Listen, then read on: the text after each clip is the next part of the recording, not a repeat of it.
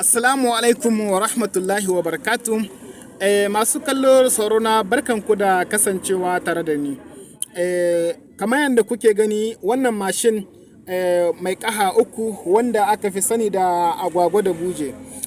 Mashin ne wanda kafin yanzu hukumomin ƙasar jamhuriyar Nijar sun haramta zirganiya da wannan mashin a cikin babban birnin Yamai, inda ya kasance cewa hukumomin Nijar sun sanar da cewa wannan mashin ya kasance cewa yana haifar da goshilan ko kuma in ce yana haifar da circulation a cikin ƙasar jamhuriyar Nijar, inda ya kasance cewa wannan mashin ana amfani da shi a cikin babban birnin Yamai, musamman wajen safarar mutane ko kuma in ce safarar kaya tsakanin wata kasuwa da wata kasuwa, haka zalika safarar mutane da wata kasuwa zuwa wata kasuwa.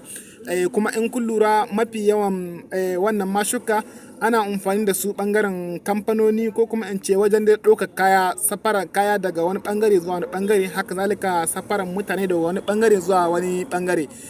To yanzu dai a faɗin jihar Yamai an hana ma wannan mashin amfani, inda hukumomin Nijar suka fitar da sanarwar cewa duk wanda aka kama da wannan mashin yana zirganiya za a iya sa mai tara tun daga 50,000 har zuwa tun daga jika 50 har zuwa ga jika 100. Sabida haka wannan doka ce aka fitar a hukumance bisa ga masu amfani da shi. Yannan kuma sun bayyana cewa wannan mashin yana haifar da yawan